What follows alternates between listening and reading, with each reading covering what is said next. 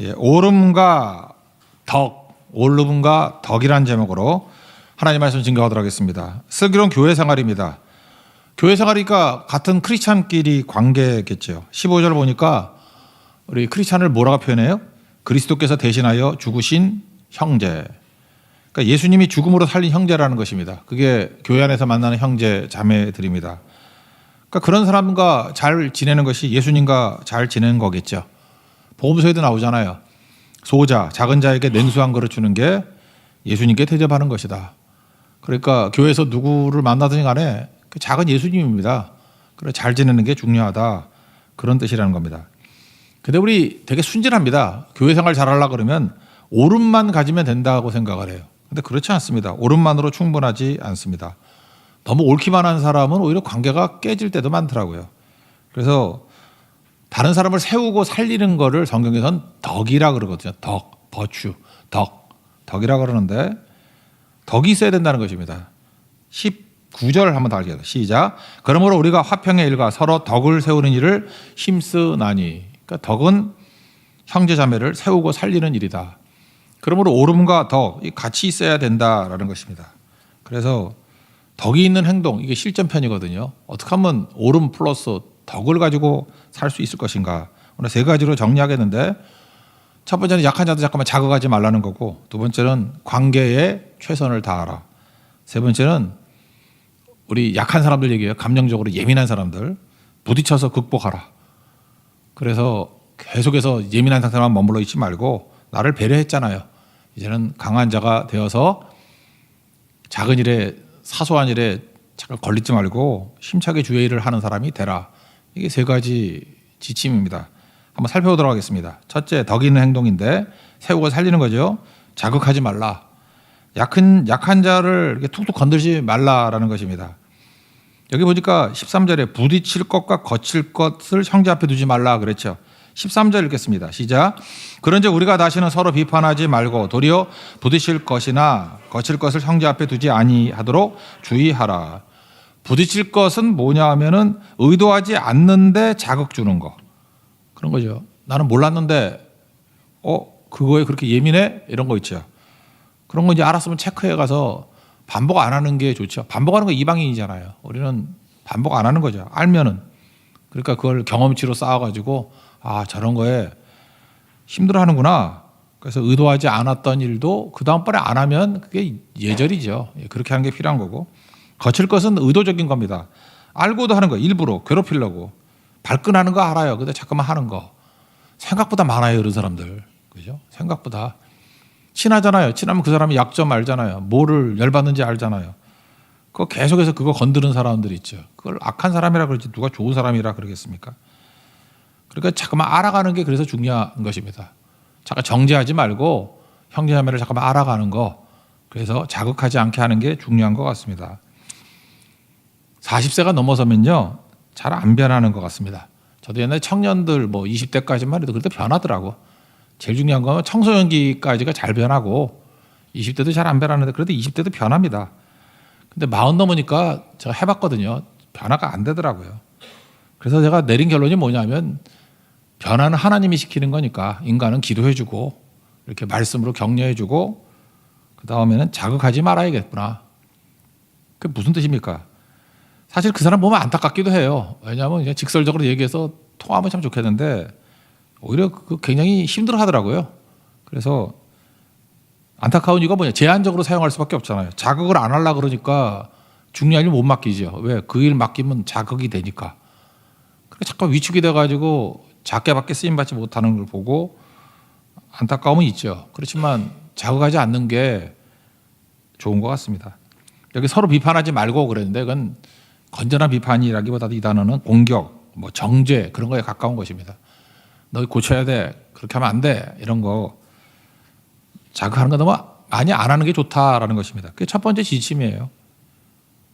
더 알아가는 게 중요하죠. 게리 체프먼이라고 가정사역 전문가죠. 5가지 사랑의 언어 그런 것도 있고 이 사람은 책을 쓸 때 5가지가 많이 나와. 되게 오를 좋아해. 펜타곤 출신인가? 하여튼 오를 되게 좋아하거든요. 부모가 자녀들 사랑하지 않습니까? 그런데 어떤 자녀는 자기 부모가 나를 사랑하지 않는다고 느끼는 애들이 있다라는 거예요. 그래서 이분은 또 전문가니까 이렇게 조사를 했는가 봐요. 그랬더니 왜 아이들이 그러느냐? 아이들마다 사랑을 느끼는 방법이 다르기 때문이다.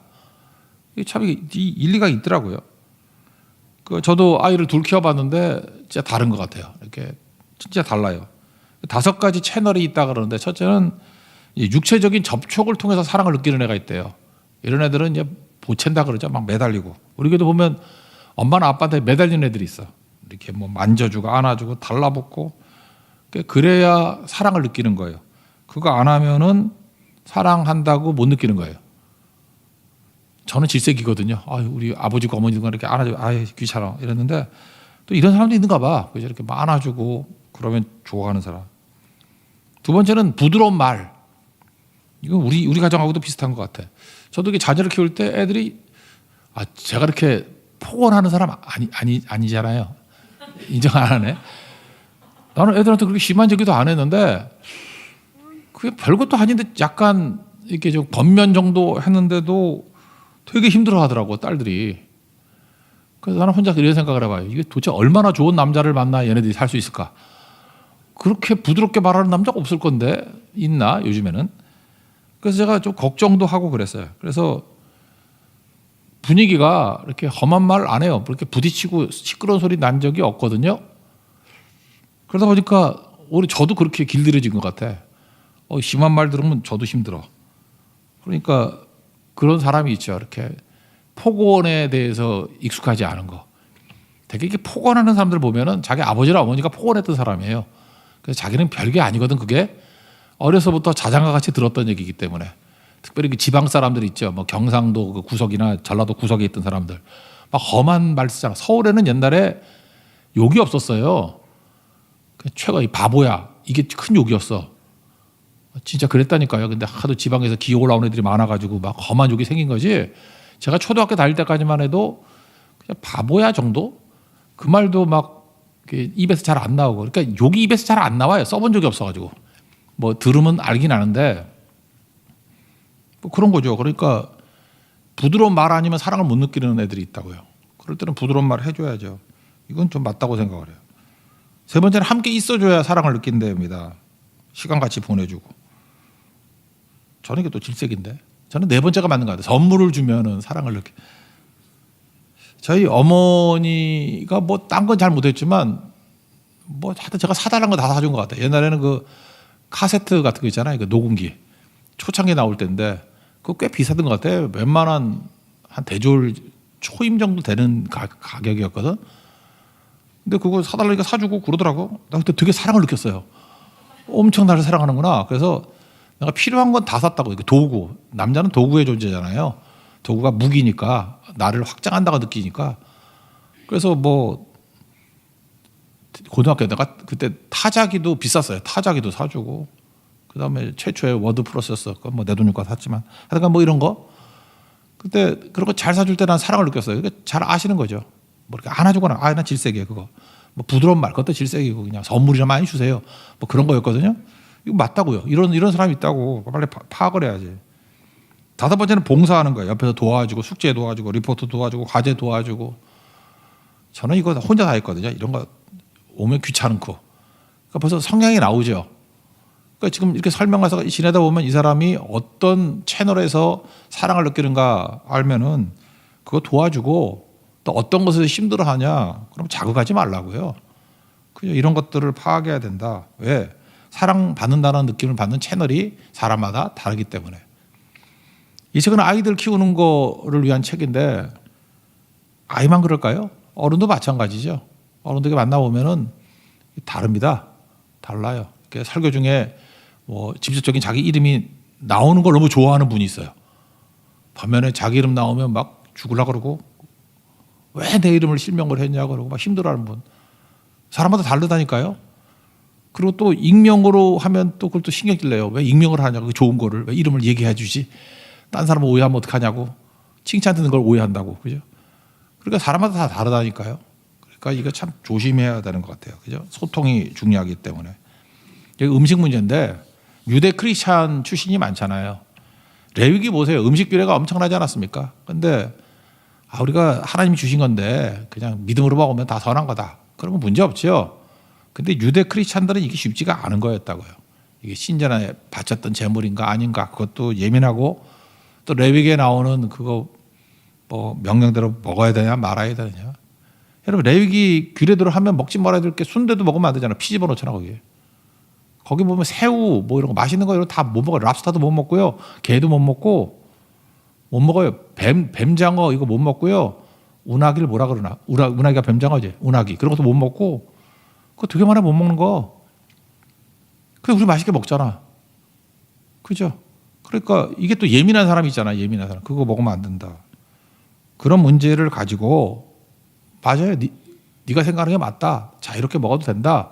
근데 오름이 주변에 있는 사람이 그것 때문에 힘들어한다 그러면 좀 자유를 좀 절제하면 안 되겠니? 그 사람을 알아가면서 그 사람의 백그라운드를 알아가면서 그래서 잠깐 자극하지 말라는 거예요. 저는 개인적으로 그런 게 있었던 것 같아요. 제가 몇 년 전에는 이렇게 자켓은 입었지만 안에는 그냥 티셔츠나 이렇게 목까지 올라오는 그 폴라티 뭐 그런 거 입고 했던 적도 있죠. 왜냐하면 새벽에 나올 때 너무 힘들더라고. 그것만 해도 정말 편하더라고. 근데 한 번 성도가 그런 얘기를 한 걸 제가 들은 적이 있어요. 목사님이 와이셔츠에 넥타이를 메고 나오면은 저희가 대접받는 느낌을 받는데, 우리가 귀중한 존재이기 때문에 저렇게 잘 준비돼서 대접받는다는 느낌을 받는데, 거기까지만 얘기했어요. 뭐 셔츠를 입고 나오면은 뭐 무시한다는 느낌을 받는다. 그 말을 안 했어. 그래서 내가 바보야? 그거 뭐 추정이 되죠. 그 말을 하려는 게.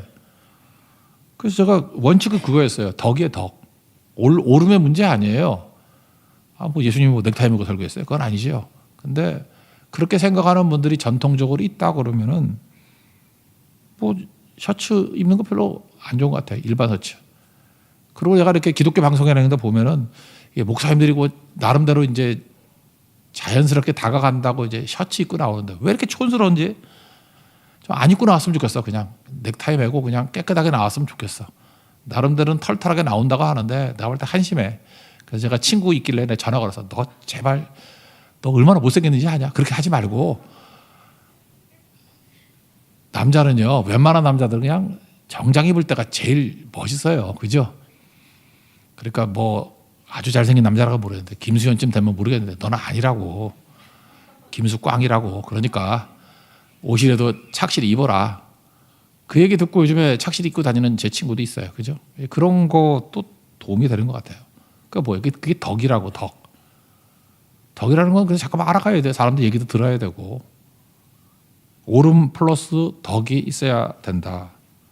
그래서 16절에 보니까 그러므로 너희의 선한 것이 비방을 받지 않게 하라. 이 덕의 원리가 나오는데 14, 15절 읽겠습니다. 시작. 내가 주 예수 안에서 알고 확신하노니 무엇이든지 스스로 속된 것이 없으되 다만 속되기는 그 사람에게는 속되니라. 만약 음식으로 말미암아 내 형제가 근심하게 되면 이는 내가 사랑으로 행하지 아니함이라. 그리스도께서 대신하여 죽으신 형제를 내 음식으로 망하게 하지 말라. 이게 덕이죠. 너무 자극하지 말라. 오름만으로 사는 것이 충분한 게 아니다. 덕을 세워야 된다.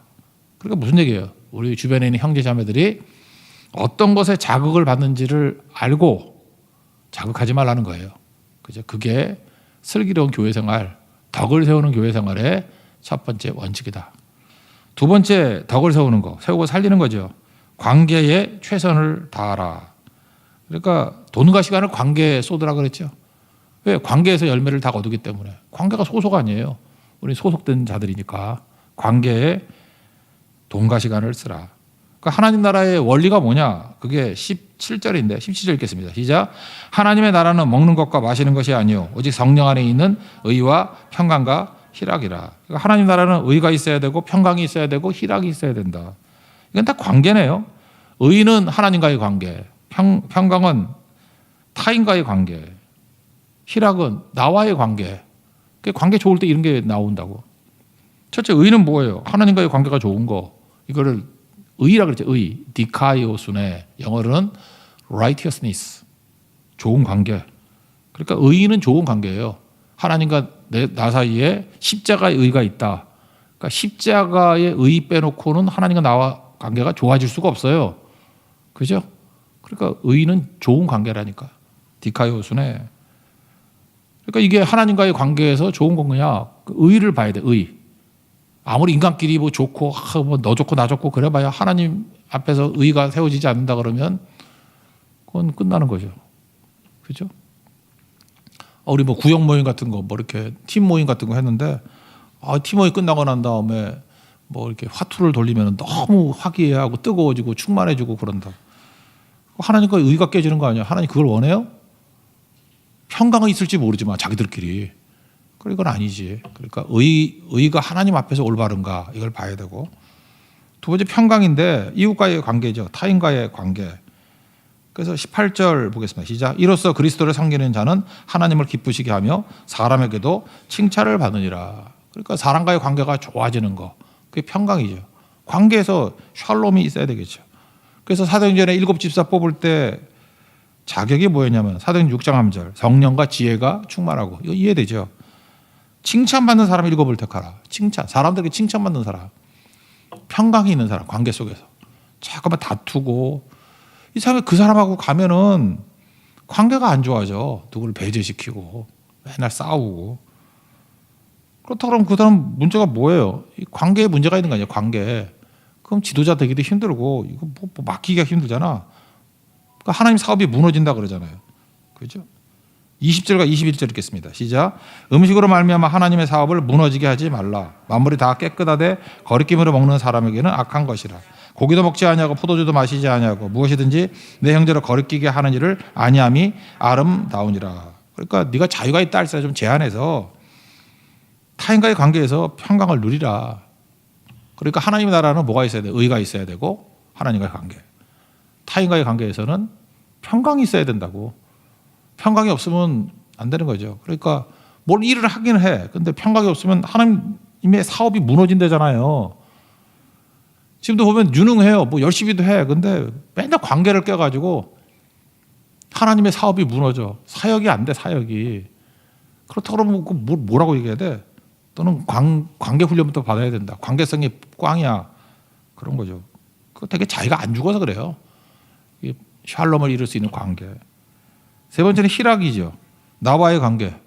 하나님과 의가 하나님과 좋은 관계가 있고 이웃과도 화평이 이루어지는데 내가 기쁘지 않을 리가 있나? 기쁘죠. 생각해 보세요. 어떤 사람은 말도 막 험하게 하고 자기 감정에 예민해. 그래서 자기 감정을 컨트롤 못 해가지고 막 분노도 하고요. 그죠? 그러니까 사람이 수치심을 느낄 때 분노하거든. 그러니까 열등감 있는 사람은 뭔가 수치심을 느껴. 수치를 탁 느끼는 순간에 팍 분노를 해. 그래서 분노를 하는 걸 보면 그 사람이 수치를 느낀 거예요. 수치와 분노는 같이 오는 거거든요. 그래서 화를 확 내가지고 평강이 깨져서 관계 속에서. 그럴 때 나는 기쁘다 그런 사람 있어요? 없지. 그러니까 관계도 깨져서 힘들어. 평강도 깨져. 희락도 깨져. 그러니까 지옥 같은 인생을 사는 거지. 그러니까 자신이 없어지고.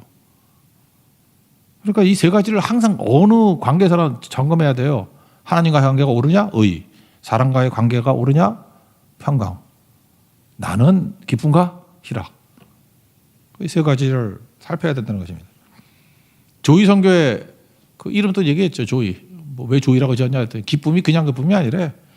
J 그러면 Jesus first. 예수님이 첫 번째고. 그 다음에 other second. 타인이 두 번째고. You third. 네가 세 번째고. 그래서 합치니까 기쁘대. 해석이 좋죠. 내가 볼 때 억지로 짜낸 것 같은데 기발한 것 같아. 그죠? Jesus first. 예수님이 첫 번째를 두고 이웃을 두 번째로 두고 너 자신을 세 번째로 두면 기쁨이 넘치게 될 것이다. 그게 뭐예요? 다 관계가 좋아지면 기쁘겠죠. 여기서 희락이 나오는 거 아니에요? 희락이. 이런 말씀 꼭 붙들었으면 좋겠습니다. 그럼 이 세 가지를 한번 점검해 보자고요. 오늘 수요 예배인데 제가 한번 상담을 들었던 상담도 아니죠. 그분의 간증, 좋게 말하면 간증, 나쁘게 말하면 자랑이었는데 수요 예배를 잘 나오는 분인데 오늘 설교를 했는데 오늘 안 보이는 것 같네. 모르겠네. 수요일 날 예배를 나올 때 남편 저녁 식사 시간하고가 충돌한대요. 그렇다고 저녁 예배를 10시에 드릴 수는 없잖아. 남편 밥 주고 오려고. 그래서 우리는 7시 반에 하는데 그래서 어떻게 해야 되느냐라고 하면서 이분이 나름대로 지혜를 짰다라는 거예요. 근데 그분의 얘기가 이제 똑같은 얘기예요. 의와 평강과 희락을 본 거예요. 수요일 날 예배 가는 게 의, 하나님과의 관계에 있어서 옳죠. 예배 가야 된다. 근데 평강이 깨지잖아요. 남편과의 관계가 안 좋아져요. 그래서 이거를 평강을 회복할 수 있는 길이 뭘까? 그래서 미리 수요일 날에는 좋은 반찬으로 준비를 해놓는데, 좋은 반찬으로. 그리고 메모지를 썼다라는 거 사진까지 찍어서 올리더라고. 뭐 내가 보니까 너무 비비 꼬여서 못 읽겠어. 너무 간지러워서. 하여튼 내온 거예요. 뭐 당신을 존경하고 사랑해. 뭐 더 사랑할게. 뭐 이런 거예요. 그 둘이나 하지 왜 찍어서 나한테 보내 그걸. 그래요. 그랬더니 세 번째 희락이 오더래.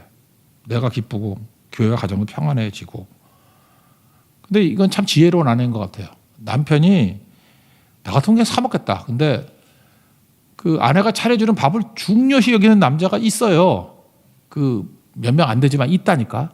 그거에 생명을 걸고 거기에 의미를 부여하고 아내가 나를 사랑하는지 안 하는지를 저녁 밥으로 체크하는 사람이 있어. 그 뭐 정죄하면 안 되죠. 옳고 그런 게 아니라니까. 그렇다 그러면 그걸 파악하고 이렇게 해서 평강 기르는 게 맞지 않아요? 그러니까 여러분들이 어떤 일을 하든지 간에 세 가지를 가지고 점검하라고. 이번 뭐 말레이시아 선교 갈 때도 어떤 준비팀이라든지 어떤 사역팀이라든지 하나님 편에 옳은가, 의. 사람과의 관계 속에서 평강이 있는가. 다 하고 나니까 내가 희락이 있는가, 기쁜가. 이 세 가지가 다 있는, 그게 하나님 나라예요. 하나님 나라의 원리. 체크하는 거죠. 또 하나, 좀 옛날 얘기를 하나 더 한다 그러면 이 세 가지 리트머스 시험지를 한번 체크하라는 거예요. 교회 와가지고 새벽 기도 때 크게 기도하는 사람과 조용히 기도하는 사람이 있잖아요. 첫째, 크게 기도하는, 조용히 기도하든 기도하는 건 하나님과의 관계에서 맞죠? 의에 오케이. 하나님과의 관계에서 부딪히는 건 없는 것 같아요. 하나님 참 좋으신 분이야. 근데 아무리 생각해도 뭐 죄 짓는 것 빼놓고 하나님하고 부딪히는 건 하나도 없어. 그러니까 하나님 같이 여러분들 폭 넓어지자고. 하나님은 다 크게 기도해도 받으시고 작게 기도해도 받으시고, 그죠? 하나님 수준이 되길 원합니다. 근데 평강이 문제라는 거예요. 이분이 기도를 엄청 크게 하는 분이에요. 저는 개인적으로 기도 크게 하는 걸 좋아합니다. 그리고 적어도 사역자라든지 기도 훈련이 되려고 그러면 자기 기도 소리가 자기 귀에는 들려야 돼. 무슨 뭐 묵상 우물우물하고. 여러분 한나예요? 나도 가가지고 술 취했냐? 나 술 먹었냐? 그렇게 말할까? 그렇잖아요. 이게 자기 귀에 들릴 정도로는 소리내서 하는 게 옳다고 생각을 합니다. 근데 좀 지나치게 크게 기도하는 분이 있잖아요. 그랬더니 가가지고 툭툭 치면서 조용히 하세요. 기도할 때 조용히 하세요. 그럼 얼마나 화가 나는지 알아요? 화가 안 나나? 하여튼 그래요. 더 한 번은 뭐냐 하면 전화를 거는 거야. 집사님 기도 때문에 오늘 하나도 은혜를 못 받고 못 견디죠. 자기는 하나님 앞에서 기도했다 그러는데 그게 막 전화까지 오고 사소함에 상처를 받으시잖아요. 이런 거는 평강을 깨는 거죠. 이렇게 하면 안 되죠. 어떻게 해야 되겠어요? 방법, 해결책. 기도 소리 갖고 평강을 이루는 방법. 어떤 성도가 새벽 기도 끝나고 난 다음에 헤드폰을 끼고 있어. 그래서 기도는 하라고 왜 음악을 듣나 했더니 노이즈 캔슬링이야. 음악 안 틀어놓고 그냥 노이즈 캔슬링 옆소리가 안 들린대. 그리고 앉아가지고 기도를 하더라고. 그것도 좋은 방법이고. 그다음 기도 크게 하는 사람이 있으면 참 이상해요. 맨날 그 옆에 앉아가지고 시끄럽다 그런다고. 그럼 멀리 가면 되잖아, 멀리. 그죠? 기도 크게 하는 사람이 중간에서 한다 그러면 그 사람도 너무 중간에서 그러면 또 힘들어하니까 사이드로 가든지 맨 앞이나 맨 뒤로 가든지 맨 앞에서 해요. 저는 방해 안 받으니까. 왜? 마이크가 더 커. 그러니까 얼마든지 할 수 있고. 그러니까 그렇게 배려해 주면 되는 거 아니에요. 만약에 누가 이렇게 싫어한다 그러면 그래서 평강을 이루어야죠. 그래서 다 같이 기뻐할 수 있는 희락이 있을 수 있도록. 너무 자세히 하면 좀 약간 좀스러워지네. 그죠? 예. 아시겠죠? 하나님의 나라의 원리는 뭐예요? 하나님과의 관계, 의, 사람과의 관계, 평강. 나 자신이 그러면 만족할 수 있는 희락. 이 세 가지로 점검하는 것. 이게 필요하다는 것입니다. 마지막 세 번째. 덕을 세우는 건데요. 덕은 형제 자매를 세우고 살리는 거라고요. 이렇게 좀 예민한 사람들 있죠. 좀 좀스러운 사람. 좀스럽다 그러면 좀 그럴까? 좀 하여튼 감정적으로 이렇게 자극을 많이 받는 사람들 있잖아요. 그 언제까지 그럴 거예요? 부딪히고 극복해야지. 지금은 다른 사람이 내 예민함 때문에 자극하지 않으려고 많이 배려해 줬죠. 그 배려도 그 하루 이틀이지. 이제 좀 지나고 나면은 이제 믿음의 강한 자, 장성한 자로 성장 빨리 해야지. 그것도 초반이니까 이렇게 용납하는 거지. 그러자면 일을 못 하잖아요. 그러니까 빨리빨리 부딪혀서 극복하고 성장하라. 22절 23절 읽겠습니다. 시작. 내게 있는 믿음을 하나님 앞에서 스스로 가지고 있으라. 자기가 옳다는 바로 자기를 정죄하지 아니하는 자는 복이 있도다. 의심하고 먹는 자는 정죄되었나니 이는 믿음을 따라하지 아니하였기 때문이라. 믿음을 따라하지 아니하는 것은 다 죄니라. 그래, 양심 가책으로 자꾸 이렇게 괴로워하지 말고 이제 그 별거 아니라 그래서 이겨내라 뭐 그런 뜻이지요. 강해지라 그런 뜻이라고. 어떤 사람은 좋은 사람만 만나려고 그래요. 근데 하나님께서는요, 우리를 좋은 사람만 만나게 하지 않습니다. 좋은 사람만 만나면 세상에 다 좋은 사람만 있는지 알잖아. 그러면 얼마나 약해지겠어. 그렇다고 나쁜 사람을 만나라 그런 얘기는 아니고 좋은 사람만 만나지 말고 모르는 사람을 만나세요. 모르는 사람 속에는 좋은 사람도 있고 나쁜 사람도 있잖아요. 그러니까 자꾸만 모르는 사람. 그래서 성정물이 강물이 성전에서 멀어지면 멀어질수록 깊어진다 그랬죠. 그러니까 모르는 데로 잠깐 가야 돼요. 모르는데 그럼 면역력이 생기잖아요. 어떤 사람 이렇게 체크해가지고 자기 좋은 사람들, 이렇게 뭐 성교나 뭐 수련회 이런 데 가면은 맨날 명단에 예민한 사람이 있죠. 누구 오나 우두커니 보고 누구 오나 누가 우리 팀인가 그거 갖고 막 괴로워하고 이해는 해요. 자극하고 싶지 않아요. 그래서 뭐 옮겨달라면 옮겨도 주고 하는데 속에서는 마음이 아프죠. 저거 언제까지 저러려고 그러나 언제까지. 저 이제 신앙 연륜이 여기 깊어졌는데 언제까지. 상처도 받고 대기도 해야 성장하는 거 아닙니까? 상처 안 받으려고 하면 계속 피해 다니고 면역력 없고 그런 거 아니에요? 지금 마스크 쓰고 이렇게 계시는데 좋아요. 그것도. 감기 걸렸으면은 뭐 전염 안 시키려고 좋은데 감기도 안 걸렸는데 계속 마스크 쓰고 다니면 면역력이 떨어지는 거 아닌가? 내가 의학을 너무 모르나? 그렇잖아요. 옛날에 그 2차 대전 때부터 껌 씹었던 껌을 붙여놓고 또 먹고 붙여놓고. 그래서 제 또래는 A형 간염이 없어요. 왜? 하도 더럽게 살아가지고. 요즘에는 막 젊은 애들 간염 많이 걸린다며. 하도 깨끗하게 살아서. 우리 때는 아토피 없었어요. 왜? 흙보다 우리가 더 더러웠어. 흙을 안 만지니까 지금 아파트에 사니까 아토피 걸리고 막 그러잖아. 우리 교회 어떤 의사분인데 그분은 반주하는 의사분 아시죠?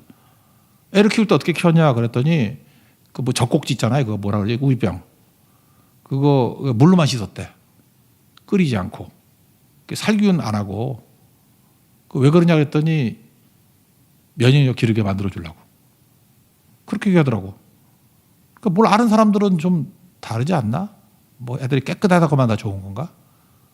좀 더럽게 키우고 좀 험하게 키워야 면역력도 생기고 좋아지고 그러는 거죠. 부모는요, 애들을 낳고 기르기만 할 뿐이에요. 부모가 할 수 있는 교육은 가장 기초적인 거예요. 그래서 여러분들 그 무협지 같은 거 보세요. 애를 낳으면 항상 산에 보내요. 그 산에 왜 보냅니까? 내가 키우는 것보다 저 산에 가서 도사님이 키우는 게 훨씬 낫죠. 도사님한테 보내면 맨날 청소밖에 안 시켜. 청소시키고 뭐 앉아가지고 뭐 똑같은 거 반복시키고 10년 동안 그러다가 뭐 도 닦고 나오고 막 이러잖아요. 요즘에 무협지도 안 보는가 봐. 그런 거, 그죠? 저는 성경 다음으로 무협지를 많이 봤거든요. 성경에서 말씀을 배우고 무협지에서 용기를 배웠어요. 뭐 그랬던 경우 있는데 하여튼 그런 거. 부모는요 깊이 가르칠 수가 없어요. 왜냐? 부모의 속성상 아이에게 도전과 갈등을 줄 수가 없기 때문에 그렇습니다. 부모는요, 특별히 엄마 같은 애들은 이뻐서 자꾸 쌓아놔주고 딸이나 아들이 도전과 모험을 한다 그러면 무조건 막아요. 왜? 보호해야 되니까. 그게 부모의 심정이거든. 그래서 올챙이를 크게만 만들어요.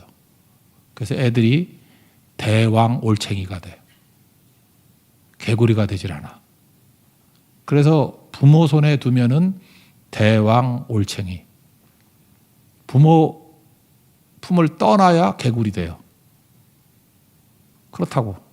저는 제일 감사한 게 우리 아버지나 어머니나 저를 별로 그렇게 관여하지 않았어요. 거의 뭐 의붓 아버지 같이, 의붓 어머니 같이 그냥 내팽개치고 살았어요.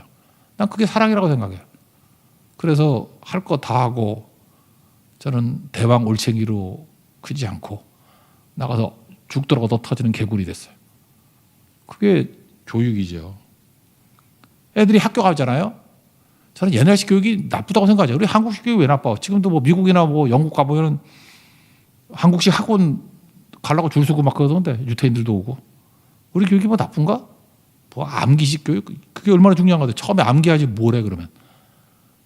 안 그래요? 나 지금 생각해. 초등학교 딱 들어가면 우리는 7과목이었어요. 그죠? 국산, 사자, 은미체 7과목. 딱 7과목이에요. 국산, 사자, 국어, 산수, 사회, 자연. 국어, 산수, 사회, 자연. 국산, 사자, 은미체, 음악, 미술, 체육. 예체능이에요. 3개는 잘해도 되고 못해도 되는데 이것도 성적이 들어가. 그래서 무조건 7과목이에요. 국산, 사자, 은미체. 초등학교 6학년 그렇게 버렸어요. 국산, 사자, 은미체. 이거 달달달 외웠어. 그래서 웬만한 분야 다 알고 고등학교 가면 17과목, 19과목 할 때도 있었고 그거 싸그리 다 공부했다고. 그러다 보니까 지식도 지식이지만 공부가 요구하는 성실성을 배웠어요. 무슨 얘기냐? 시험 과목에 나와 있는 그 전체를 다 보는 성실성. 공부 못하는 애 특징이 뭔지 알아요? 시험 범위 다 공부 안 하고 시험을 봐. 아, 그런 게 죽여버려야 돼. 그거 놔두면 안 돼. 그러니까 뭘 못 맡겨. 무책임해. 아, 적어도 성적이 잘 나오든 못 나오든 간에 시험 범위는 한 번은 봐야 될 거 아니야. 한 번도 안 보고 인생을 살다 보면은 그래도 죽지 않는다는 걸 깨달아. 꼴찌의 강점이 그거예요. 너무 생존력이 강해. 대충해도 절대 안 죽어. 그런 엄청난 믿음이 있다고. 그러니까 지도자 감이 안 되는 거지. 그거 맡겨놨다 큰일 나지. 그죠? 하다 말아버려. 그건 빨리빨리 제거해야 돼. 그건 지도자 감은 아니야. 또 하나는 반복이거든요. 제가 볼 때 진짜 쓸데없는 거 반복하는 거야. 공부할 필요도 없는 걸 반복시켜요. 거기서 인내를 배우는 거예요. 반복이 우리에게 주는 힘이 뭐라고요? 나를 잊어버리게 만들어. 그래서 한국식 교육의 특징이 뭔지 알아요? 너무 교육이 엉터리 같아가지고 나를 잊어버려. 이거 해서 뭐해? 아, 그래 뭐 하자. 그런 거라고요. 그리고 학교에서 느끼는 게 뭐냐? 체념을 배워요. 아까 제가 시작했죠. 체념이 되게 중요한 건데 여러분 가장 친한 친구를 말한다 그러면 다 고등학교 때 친구 같아요. 이유가 뭐냐? 진짜 성질 나쁜 애들 되게 많거든. 이상한 놈들. 변태 같은 놈들 되게 많아요. 그래서 다시는 안 볼 것 같이 싸워요. 정말이에요. 그냥 최선을 다해 싸우고 승부를 보고 거의 결투를 한다고. 그래서 원수지간이 돼서 거의 죽도록 패놓고 아니면 죽도록 맞든지. 근데 돌아오니까 내 옆자리에 앉아 있어. 학폭으로 뭐 이런 것도 없어 옛날엔. 내년에도 우리 반이야. 그때 느끼는 체념 아십니까? 이놈은 적어도 6년 동안은 내 옆에서 이사 가지 않는 한 내 옆에서 계속 있어야 돼요. 그래서 성품이 좋아서 화해하는 게 아니라 어쩔 수 없어서 웃어요. 내 친구들도 그런 애 되게 많아. 어쩔 수 없어서 웃어. 피할 길이 없어서. 그래서 성품이 좋아지는 거예요. 말도 안 되는 애와 공존할 수 있고. 거의 깡패 같은 녀석. 제 친구 중에도 명동에 있는 그 옛날 그 조폭이었는데 빨래판 내 친구예요. 고등학교 때 친구거든. 그런 애하고도 저 같은 모범생이 친구일 수 있어. 좀 믿어줘요. 저 모범생이었어. 친구일 수 있어요. 왜요? 체념이거든. 같이 있을 수밖에 없어요.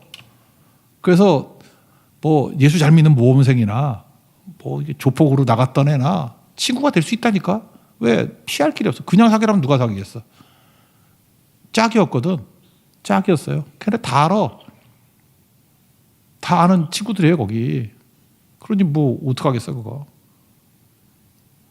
제가 제 같이 지냈던 친구들 몇 명이 있대 보니까 뭐 최민식이 제 친구가 아시죠? 최민식. 요번에 세브란스 갔더니 세브란스 병원장 됐대. 금기창이라고. 중학교 고등학교 동창인데. 다 친구들이에요 걔네들. 어떻게 조폭들하고도 친구야. 이거 뭐냐. 짝이거든. 같이 있었거든. 그게 다 한 통속이 돼버렸다고. 그래서 넓어지는 거예요.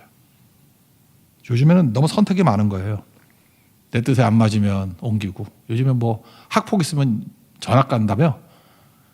전학 가는 게 해답일까? 모르겠어요. 난 잘 모르겠는데 옛날에는 그런 답이 없었어. 죽으나 사나 같이 있어야 되거든요. 그래서 깊어지고 그래서 강해지고 그게 나를 깨는 힘이 됐다고요. 근데 제가 성경을 보니까 우리가 믿는 하나님은 한국을 좋아하시는 하나님인 것 같아요. 한국식으로 우리를 훈련시키는 분이십니다. 우리 인생을 체념케 만드시고 빼박 인생이 되게 만드셔서 어쩔 수 없이 하나님께 부르짖게 만드시고 그 왼수 같은 놈들하고 지내면서 누구나 품을 수 있는 마음 만드시고 지금도 이렇게 나이스하게 교육받고 특별히 외국에서 교육받고 이런 분들은 되게 예민한 것 같아요. 왜? 자기가 선택할 수 있고 피할 수 있고 그게 강한 게 아니라니까요. 그래가지고는 슬기로운 교회 생활을 못해요. 교회가 어떤 곳인데 여러 가지 다양한 타국인까지도 다 모여드는 게 교회인데 누가 오더라도 하나 될 수 있습니다. 그게 실력입니다. 진짜 실력을 갖출 수 있는 우리 하나님의 거룩한 종 되기를 축원합니다. 자리에서 일어나겠습니다. 주가 주시되 힘을 찬양하겠습니다.